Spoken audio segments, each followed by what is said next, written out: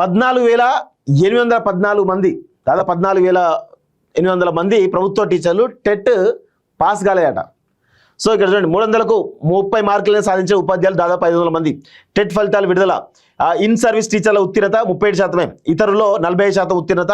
ఈ నెల 21న ప్రత్యేక టెట్ నోటిఫికేషన్, టెట్ ఫలితాలు విడుదల చేసినటువంటి నవీన్ నికోలస్ అంటూ చూస్తా ఉన్నాం. సో ప్రధానంగా అర్థమైంది కదా, ఇప్పుడున్నటువంటి ప్రభుత్వ ఉపాధ్యాయులు ఎవరైతే ఉన్నారో, ఎవరైతే టెట్ పాస్ కాకుండా రిక్రూట్ అయినరో వాళ్ళందరూ కూడా ఇప్పుడు ఖచ్చితంగా టెట్ పాస్ కావాలనేటువంటి ఒక నిబంధన ఖచ్చితంగా పెట్టడం జరిగింది. టెట్ పాస్ అయితేనే వాళ్ళను ఆ సర్వీస్ కంటిన్యూ చేస్తామని చెప్పి ప్రభుత్వం చాలా స్పష్టంగా చెప్పడం జరిగింది డోరేరా అక్కడ. సో టెట్ పాస్ కావడం కూడా జరిగింది. సో ఈ టెట్ పాస్ కావాలని నిబంధన కూడా పెట్టడం జరిగింది. ఈ క్రమంలో ఒకసారి మనందరం కూడా గమనిస్తే, ప్రభుత్వ టీచర్లు గతంలో టీటీసీ ద్వారా రిక్రూట్ అయ్యేవాళ్ళు, తర్వాత డిఎస్సి ద్వారా రిక్రూట్ అయ్యేవాళ్ళు. సో ఇప్పుడు ఎప్పుడో 10 సంవత్సరాలు 15 సంవత్సరాల క్రితం నుంచి జరిగిన రిక్రూట్మెంట్. సో ఇప్పుడు కొత్తగా టెట్ అనేటువంటి ఎగ్జామ్ ద్వారా పాస్ కావాలని నిబంధన పెట్టడంతో ఇప్పుడు గతంలో చదివిన వాళ్ళు, ఉపాధ్యాయులుగా వచ్చిన వాళ్ళు ఇప్పుడు ఆ టెట్ను ఉత్తీర్ణత కాలేక కొంత ఇబ్బందికరంగా ఉన్నట్టుగా తెలుస్తూ ఉంది. సో మరి అంటే వాస్తవంగా ప్రభుత్వం ఏం చేయాలి? ఈ ప్రభుత్వ టీచర్ల యొక్క సేవలు వినియోగించుకోవాలి. ప్రభుత్వ టీచర్లు ఏ విధంగా అప్గ్రేడ్ అవుతున్నారు, ఏ విధంగా అప్గ్రేడ్ కావాలి, దానికి సంబంధించినటువంటి ట్రైనింగ్ సెషన్లు ఏం పెట్టాలి, ఇవన్నీ కూడా ఉండాల్సినటువంటి అవసరం ఉండే. కానీ ఎందుకో గాడి తప్పినట్టుగా కనబడతా ఉంది ఈ ప్రభుత్వ టీచర్ల యొక్క వ్యవస్థ.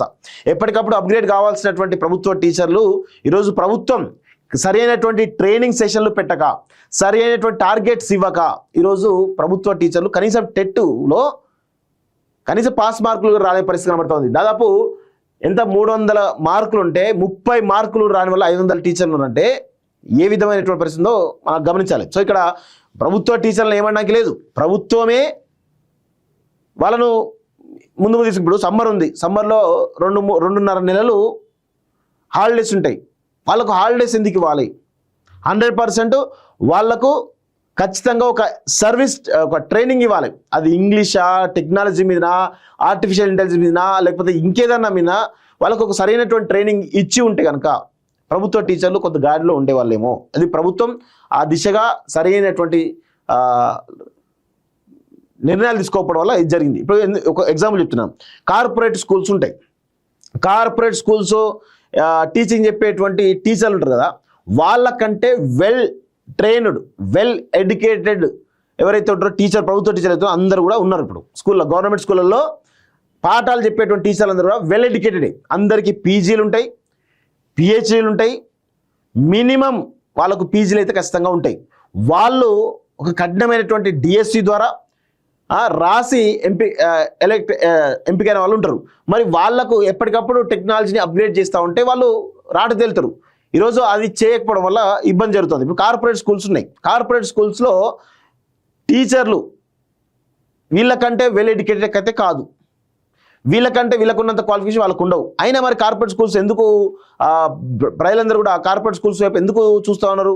అక్కడ ఒక డిసిప్లిన్ నేర్పిస్తారు, అక్కడ ఎప్పటికప్పుడు గేమ్స్ నేర్పిస్తారు, ఎప్పటికప్పుడు మనో వికాసం సంబంధించినటువంటి మోటివేషన్స్ నేర్పిస్తారు, ఎప్పటికప్పుడు పాఠాలు నేర్పిస్తారు, వాటికి సంబంధించినటువంటి రిపీటెడ్గా జరుగుతూ ఉంటుంది. సో ఆ ఒక డిసిప్లైన్డ్ ఎడ్యుకేషన్ ఉంటుంది కార్పొరేట్ స్కూల్లో. ప్రభుత్వ స్కూళ్ళల్లో ఆ డిసిప్లైన్ రావడం లేదేమో, దానివల్లే ప్రభుత్వ స్కూల్ అంటే అందరికీ చిన్నచూపు అయిపోయింది. సో అది మారాలి, ఆ వ్యవస్థ మారాలంటే ప్రభుత్వమే ఖచ్చితంగా ఈ ప్రభుత్వ బడులు ఏవైతే ఉన్నాయో, గురుకులాలు ఏవైతే ఉన్నాయో వాటికి సంబంధించినటువంటి విషయంలో ఒక పాలసీ తీసుకొని రావాలి. తీసుకొస్తే చాలా అద్భుతంగా చేయొచ్చు.